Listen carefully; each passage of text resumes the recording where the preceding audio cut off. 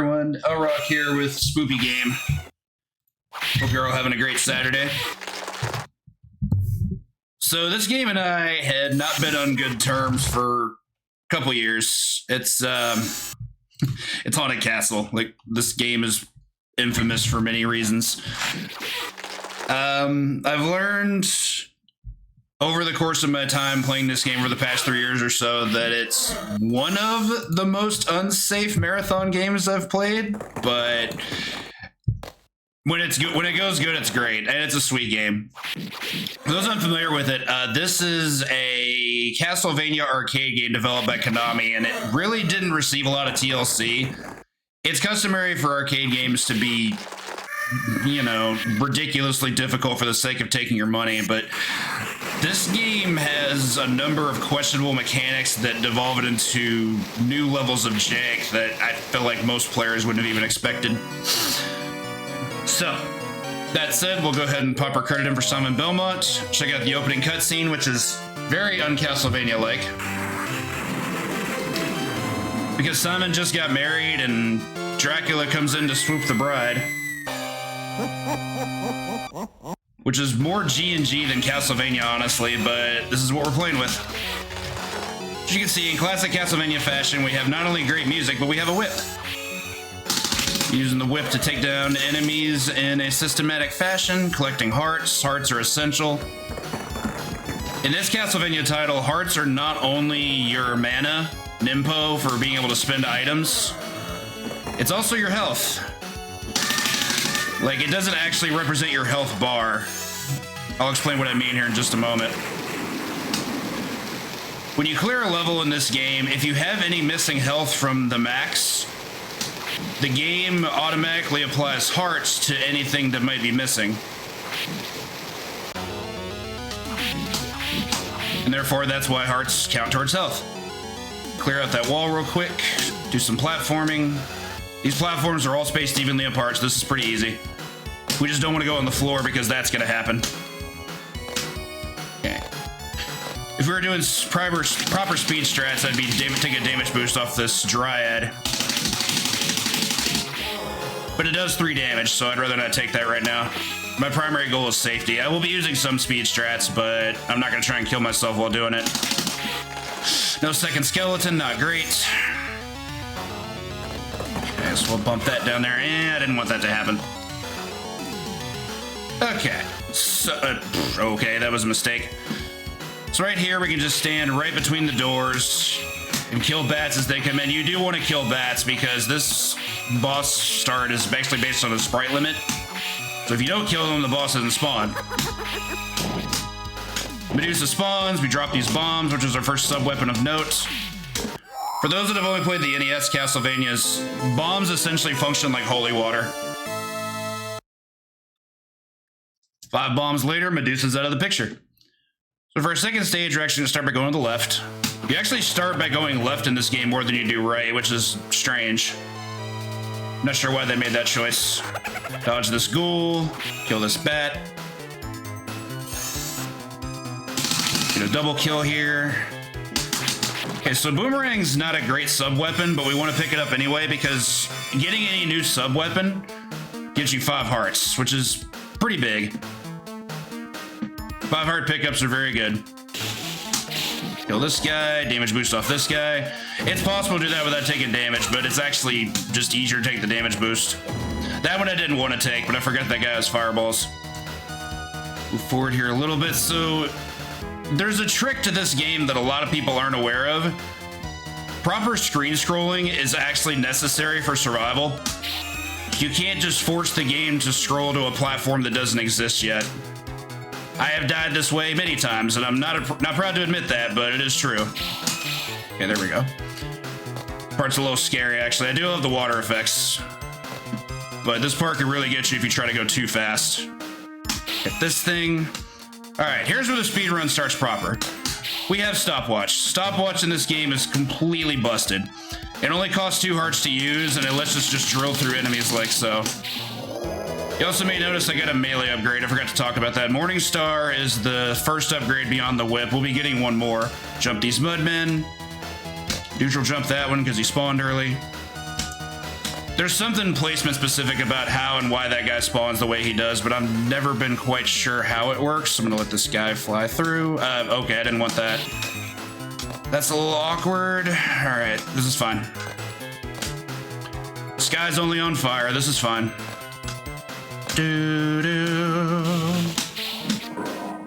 Kill that merman. Kill another one.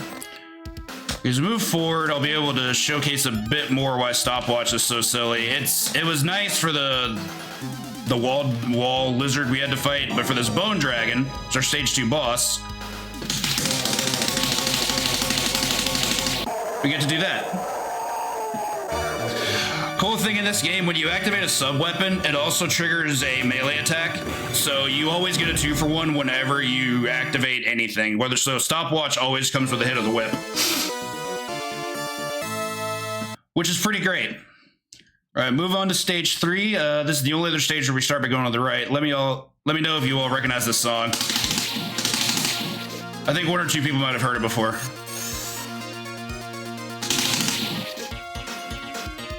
Always, always, always take this damage boost. Doesn't matter how you're playing it, that damage boost is never not worth it. So here's a cool little speed trick. We're gonna walk past this portrait of Dracula. Jump, activate stopwatch. I didn't want to take that damage, but that's okay. So it warps us into this room where we'd have these harpies attack us. But since we activated stopwatch before going through the portal, the harpies don't spawn, and we just get to come back to the castle just no worse for wear. It's pretty awesome. A little clue to the song title. All right, so here I'm gonna take a quick D-boost here. Jump up. All right, so here we got a couple of options. I generally prefer to damage boost, or sorry, not damage boost, use stopwatch. You can damage boost through all this, but I'm gonna let this gremlin spawn. Okay, so this part's where it's gonna be really tricky. Take that hit. Didn't want that to happen. I think that guy was gonna come from the left. Okay, so the Stained Glass Warrior is another stopwatch boss, and we also got our final melee upgrade in the Claymore. Move to the left into the Den of Worship. This is probably a hot take, but this might be my favorite Castlevania song ever. I think Den of Worship is just a masterpiece. It's just so perfectly gloomy. And it's appropriate for this stage. This stage has some issues. We'll get to those in a moment. Already down a little bit on health, but that shouldn't be too terrible as long as the stage goes okay. Fingers crossed. Just drums every time. Take out some mummies. Mummies have projectiles, and they always start by firing for the bottom, so that's why I crouched. I'm gonna spawn these eyeballs, let this one go to the right. This one's gonna come to the left, but I'm gonna kill it before it can interact with me. Got the heart from the mummy, that's good. Normally I don't get that. That bat's kind of a jerk. It spawns at a very inopportune time. Let these come up.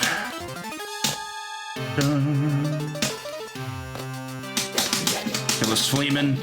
I think it's possible to hit him twice on the way down, but I imagine you have to be pretty fast. I'm actually gonna neutral jump to kill this crow. Don't want to interact with the bomb. So this Fleeman drops a 5er, that's why I want to kill him. It's worth taking the time, in my opinion. A little bit quick navigation through here. Make sure that boomerang spawns on the top. Okay, very good.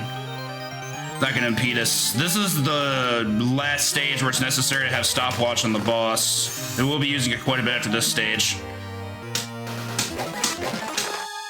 No, I missed a heart. That's unfortunate.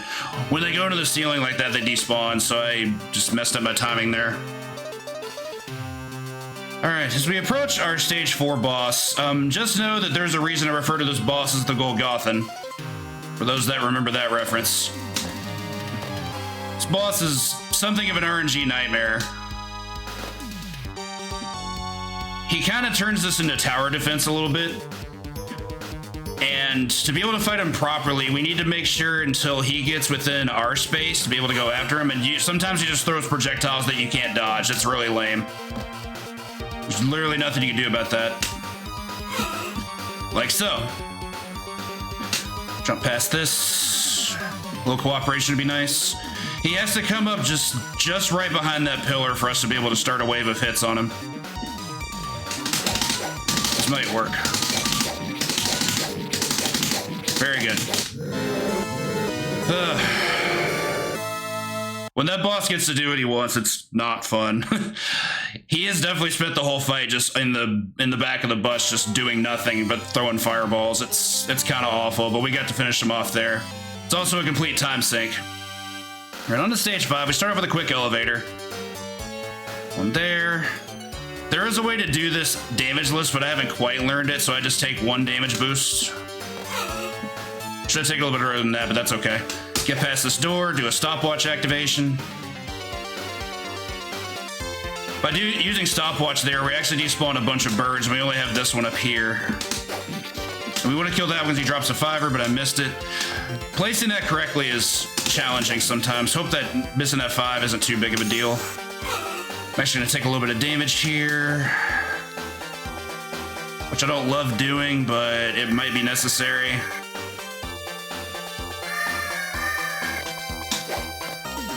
Let it catch up.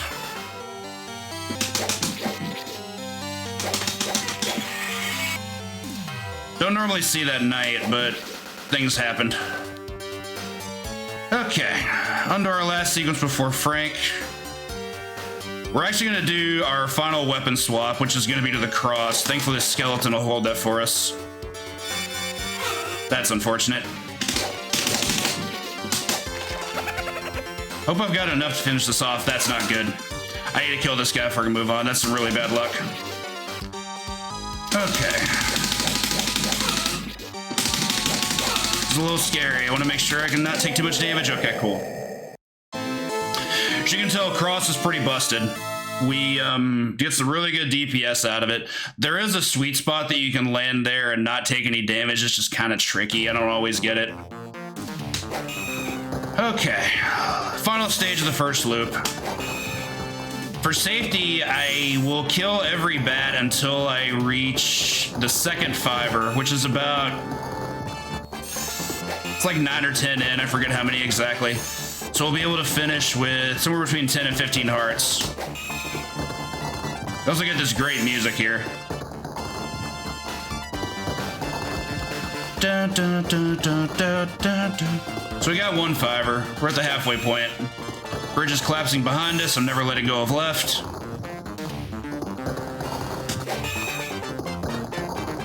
The speed strat here is to memorize the spots where you can jump in and kill the bats with a jumping sword strike.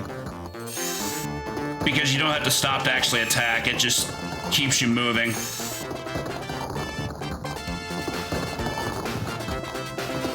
Dun, dun, dun, dun, dun, dun. Okay, there's our second 5er. Now we're gonna be doing some damage boosts. You'd think this would be scary, but you know, we're fine. Believe it or not, I'm walking on air. I never thought I could trick or treat. This game has wonderful collision detection, in case you couldn't tell.